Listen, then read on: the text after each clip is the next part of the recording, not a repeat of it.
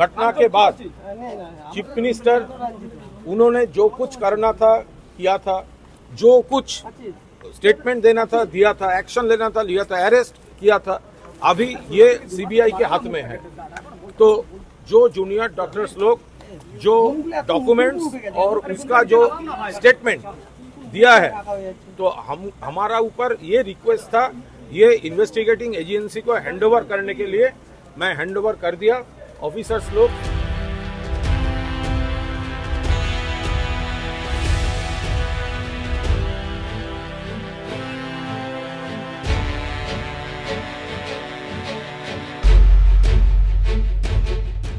আমি বেসিক্যালি এসছি আমার একদম নিজস্ব দরকারে, কারণ আমার কলকাতার বাইরে গেলে একটা ইন্টিমেশন দিতে হয়, ফলে আমার ইন্টিমেশন লিস্ট নিয়ে আমার এখানে আসা। কিন্তু তার পাশাপাশি আরজি করের কিছু জুনিয়র ডাক্তার প্রাক্তনী তারা কয়েকদিন আগে থেকে কিছু যোগাযোগ করেছিলেন, তারা কিছু বিষয় ঊর্ধ্বতন কর্তৃপক্ষের দৃষ্টি আকর্ষণ করতে চাইছিলেন। আমি তাদের জিজ্ঞাসা করেছিলাম আমার কাছে কেন। তারা বলেছেন এই কর্মপ্রার্থীদের আন্দোলনের সময় আপনি একটু সময় দিয়েছিলেন, তাদের হয়ে চেষ্টা করেছেন, আমরা তাই আপনার কাছে এসেছি।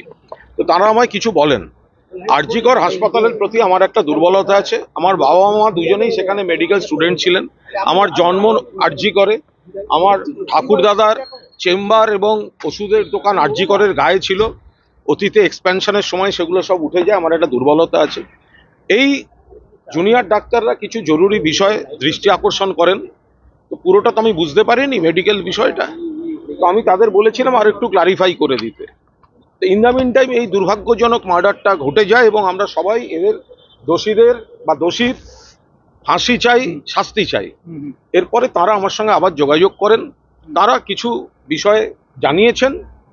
আমি তাদের অনুরোধ যে তারা তো এই গোটা ঘটনাটা যুক্ত নন, এই হত্যা এবং এই বিষয়টা, ফলে তাদের তো সিবিআই ডাকবে না। সন্দীপ ঘোষের বিষয় আমি কারোর নাম বলছি না, ফলে তাদের তো কোনো স্ক্যাম নিয়ে হাসপাতালের ভেতরে কোনো স্ক্যাম নিয়ে আমার শেষ হওয়ার আগে যদি আপনি প্রশ্ন করেন, আমার বক্তব্য হচ্ছে যে তারা বলেন যে যেহেতু তাদেরকে তো ডাকবে না, কারণ তারা এই হত্যার ত্রিসীমানায় নেই, কিন্তু এর কিছু প্রেক্ষিত থাকলেও থাকতে পারে, ফলে তারা কিছু যা দিয়েছেন সেগুলো আমি যেহেতু আসছি আমি অনুরোধ করব তাদের নিতে, তারা নিলে নেবেন, না নিলে না নেবেন। আর এই জুনিয়র ডাক্তারদের বক্তব্য তাদের পক্ষে এসে দেওয়াটা অসুবিধা, কিন্তু যদি এরা মনে করেন এই তথ্যগুলি তাদের কাজে লাগবে, তাহলে তারা ওদের সঙ্গে কন্ট্যাক্ট করলে সেগুলো দেয়া থাকছে, তো তারা কোঅপারেট করতে প্রস্তুত। আমার মনে হয়েছে এতে যথেষ্ট কিছু আছে, এগুলো সত্যি না মিথ্যে সেগুলো আমাদের পক্ষে। আপনিও তো জার্নালিস্ট, আপনার কি মনে হয় এটা খুবই ইম্পর্টেন্ট ডকুমেন্ট এই ক্ষেত্রে? আমি তো এটার সত্যাসত্য কোনো চেক করিনি, তারা যা দিয়েছেন এবং সেই ছেলে মেয়েগুলির যা আবেগ লজিকের, যারা প্রতিবাদী, যারা এই ঘটনার নিন্দা করছেন, যারা এই কোথাও কোনো গাফিলতি থাকলে সেটা চিহ্নিত করছেন, নিশ্চিতভাবে সেগুলো তো, ফলে আমি যদি তারা নিতে চান দিয়ে যাব, না নিতে চাইলে নেবেন না। কলকাতা আমার হাতে না, তার কারণ হচ্ছে এটা যদি কলকাতা পুলিশের হাতে থাকতো তাহলে ওরা নিশ্চয়ই আমায় অনুরোধ করতেন কলকাতা পুলিশের হাতেই দিন, কিন্তু যেহেতু তদন্তটা শিফট হয়ে সেন্ট্রাল এজেন্সিতে চলে এসেছে, তাই তারা বলছেন আমরা তো এইভাবে গিয়ে সিজিওতে দিতে পারবো না, আপনাদের যাতায়াত থাকে, যদি হয়, যদি তারা নেন তাহলে একটু দয়া করে দিয়ে দেবেন। কলকাতা পুলিশ তদন্ত করেছে, তখন দেননি কেন আমি তো বলতে পারবো না। তো তাদের হাতে তাদের না, ডকুমেন্টটা পুরোটা ছিল না, কারণ প্রথম যারা বলেছিলেন তারা মুখে বলেছিলেন, তো মুখে বলার উপর দাঁড়িয়ে তো আমি কাউকে দিতে পারি না।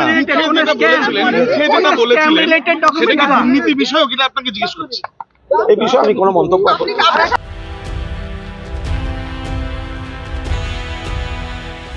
এই বিষয়ে যেটুকু কথা হওয়ার সেইটুকুই আমি এইটুকু বলতে পারি, CBI officers are doing their best, trying their best to solve the problem. If before 23rd some breakthrough can be done, it is better, but latest by 23rd, when the arrested accused will be presented in the court. We hope that in the remand copy, the case detail will indicate whether he is the lone culprit or not, or whether there is some other rackets or not. Junior ডক্টররা আপনাকে এই নথি দিয়েছিল এবং যেটা আপনি CBI কে জমা দিলেন, সেই ডক্টরদের নাম কি সিবিআই কে দিয়ে আসলেন যে এদের যে সিবিআই অফিসাররা যদি ওটা জুনিয়র সেই ডাক্তাররা অনুরোধ করেছেন, তারা সামনে এই মুহূর্তে আসতে চান না, তারা কাজের মধ্যে রয়েছেন ইত্যাদি, তারা পেশায় রয়েছেন, ফলে তারা অনুরোধ করেছেন যে সিবিআই যদি মনে করে এই তথ্যগুলিকে কাজে লাগাবে, তথ্যগুলি নিয়ে এগোবে, যখনই খবর দেবে তারা যেভাবে হোক, সেটা সিজিওতে হতে পারে বা যেখানে হোক, তারা সবিস্তারে কোঅপারেট করতে প্রস্তুত। কি ধরনের তথ্য বা ডকুমেন্টস যদি বলেন, কারণ আপনার সাথে আলোচনা হয়েছে, আমি এই বিষয়ে সন্দীপ ঘোষ নিয়ে আমি কোনো ব্যক্তির নাম বলবো না, কোনো কথা বলবো না। আমাকে যারা যে ডকুমেন্ট দিয়েছিলেন, ভরসা করে দিয়েছিলেন যে আমি তদন্তকারীদের হাতে নির্ভরযোগ্যভাবে পৌঁছে দেব, আমি তাদের সেই কথা রেখেছি। আমি তদন্তের স্বার্থে, সামগ্রিকতার স্বার্থে আমি সেইগুলো যথাযথভাবে পৌঁছে দিয়েছি। এটা গোটাটাই আরজিকর ওরিয়েন্টেড। देखिए क्या बातचीत हुई मैं नहीं बोलूंगा, CBI officers are very serious. देखिए वो घटना के बाद चीफ मिनिस्टर उन्होंने जो कुछ करना था किया था, जो कुछ स्टेटमेंट देना था दिया था, एक्शन लेना था लिया था, अरेस्ट किया था। अभी ये सीबीआई के हाथ में है। तो जो जूनियर डॉक्टर्स लोग जो डॉक्यूमेंट्स और उसका जो स्टेटमेंट दिया है, तो हमारा ऊपर ये रिक्वेस्ट था, ये इन्वेस्टिगेटिंग एजेंसी को हैंडओवर करने के लिए मैं हैंडओवर कर दिया। ऑफिसर्स लोग they are extremely kind to accept it, then they will consider it and if necessary they will act on it। রাজ্যপাল নিয়ে রাজ্যপাল আজকে আবার সরকারের সমালোচনা করে রিঅ্যাকশন পড়ে, সরকার নিজের কাজ করছে না। আরজি কর নিয়ে সমালোচনার আগে রাজ্যপাল রাজভবনে যে মহিলাদের শ্লীলতাহানি হয়েছে, রাজ্যপালের বিরুদ্ধে অভিযোগ শ্লীলতাহানির, রাজ্যপালের বিরুদ্ধে কেস হয়েছে, উনি আগে ক্ষমতা থাকলে সাংবিধানিক প্রোটেকশনের আড়ালে না থেকে উনি আগে পুলিশকে ফেস করুন, উনি আগে রাজভবনের দরজা খুলে দিন ন্যায় বিচারের জন্য, তারপর বড় বড় কথা বলবেন।